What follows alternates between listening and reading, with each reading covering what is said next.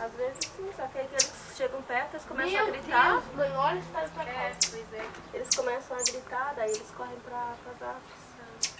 Por isso que eu falo, a gente fica aqui na Eles são porta. rápidos, né? Se ficar na porta. Vai caçador, né? Mas elas são grandes para Olha que caçar, né? bonitinho eles. O tamborim só que gostam de ir. Esse dia o sol subiu. Mas é por curiosidade, né? Não é para caçar. Só pra- Não, mas ele vai tentar meter a mão. Olha só,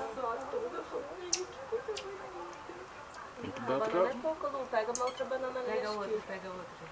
Uma banana só é pouco. Você dá Quando eu tenho, às vezes Há um eu sei. sítio aqui quase. Eles gostam de mamão também. Só banana de mamão. Mas se eu dei esse dia, eles gostam de comer.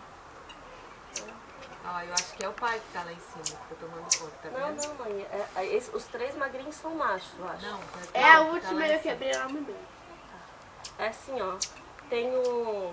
Esses três são machos. Tem mais duas que são bem gordonas, que eu acho que são fêmeas. E devem estar freias, porque elas sumiram. Ele nem liga, ó, como ele é fortão, pra ele nem se abala. Não. Nem se assustou. O que aconteceu contigo? Ele não, ele tá com um buraco aí. Não sei se você tá onde. Como que deu... Falta força aqui, alguma coisa. É bem onde botou isso aqui. Não. Viu que ele tá com um buraco ali, Fernanda? É de brigar com os gatos. Aqui é bem um botão de pulga ali, sabia?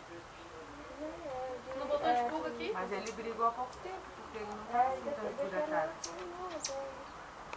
Ele fica sem de brigar, fica Ele arranca os pelos uns dos outros. Ele arranca do sol, às vezes, quando Ele chega sai com as duas, tá? Ele Dá pega pra ver os- como eles brigaram, porque eles estão com os pelos um do outro Nas unhas.